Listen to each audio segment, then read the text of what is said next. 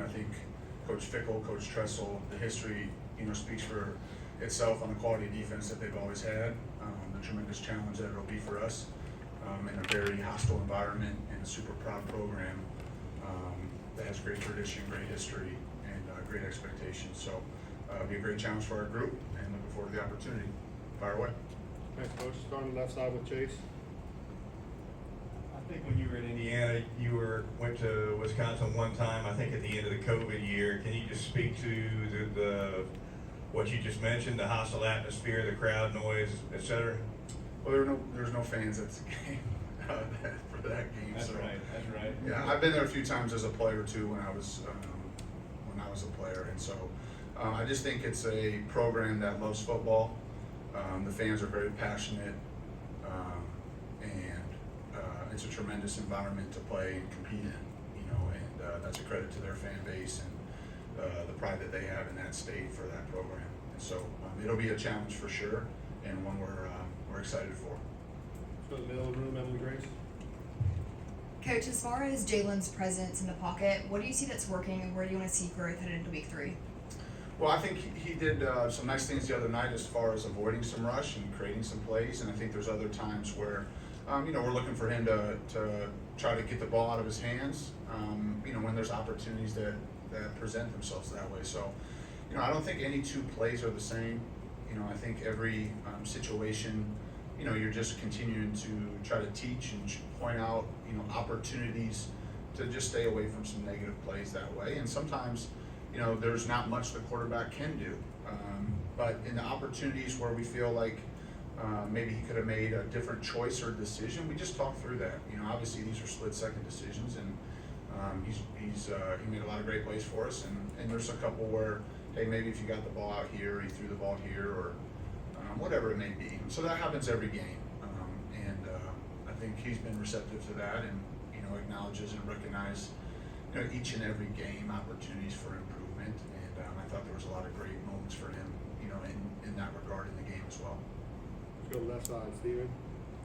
Coach, obviously he has the speed, but when you watch Jameon Miller run with the power and the passion that he does, what does that bring the team, especially on that explosive run last week? Yeah, I think, Jam is just a tough kid, very competitive. He's not the tallest player, but he's, built, and he has power, and he has quickness, and he is a tough tackle. And so none of the things that have shown up in the first 2 games is a surprise to anybody in our building, because he does it each and every day in practice. And so he's a great kid, he's tough, he's competitive, extremely hard worker. We like Jam a lot. Front right side, Nick. Yeah, a lot of inconsistency going into the final quarter. The last 6 minutes, some really good things that worked. What can you replicate from those final 6 minutes that will help you going forward? Well, I think just simple execution and fundamentals. I think obviously we all know that we had some issues with some penalties and some lapses in execution, and that certainly hurt us in the first 3 quarters of the game. And I thought the guys did a better job, of executing simple things well. And we were explosive in the game. We just had a lot of those called back, and so we need to just zero in on the details, the fundamentals, the execution.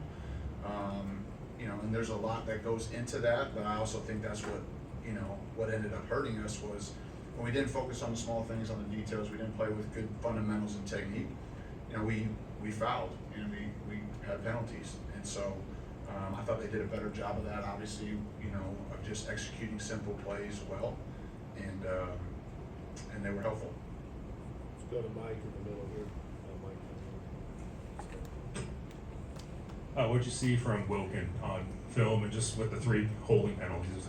Is there a teaching point, a coaching point in that? Yeah, absolutely. I think in all those moments you're trying to just teach and help a player improve.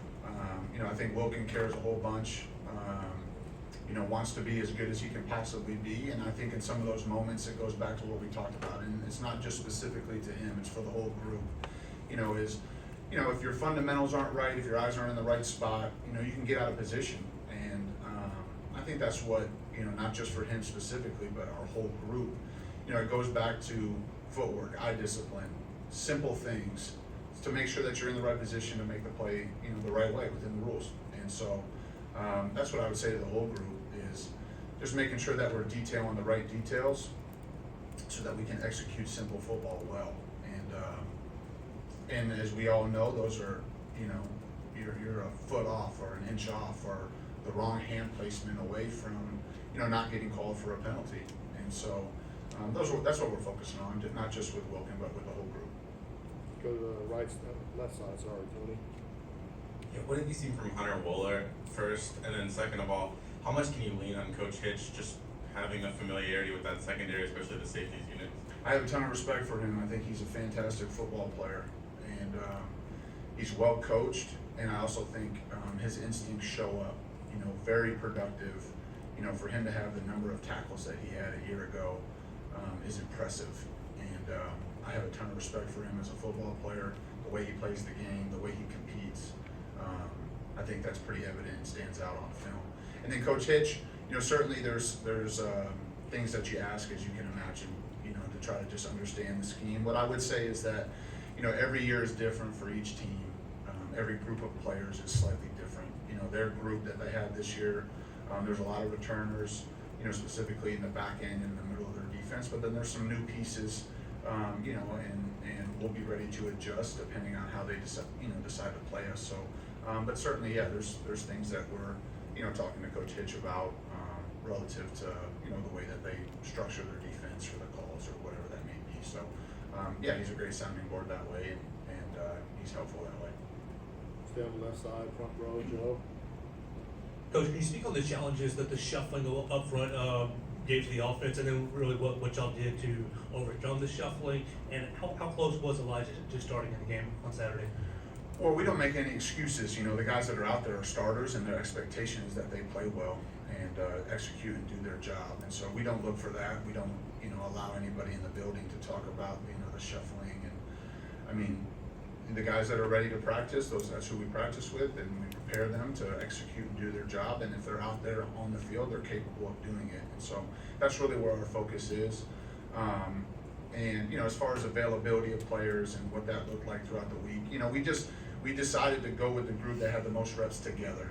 And moving forward, we'll do the same thing based on the health and availability of the group. We've got 3 questions left, so we'll start here with Alex, right up the middle. The explosive plays have obviously been there, which I'm sure you like, but the short to intermediate passing game, how would you like to see that kind of come along? I think, the down in and down out execution needs to improve, and that's really been a focus for the group because I think we all can see the explosiveness and the ability to score quickly, but I think us being able to stack plays consecutively together and execute and do your job down in and down out, not just specifically to the short and intermediate pass, but in all areas.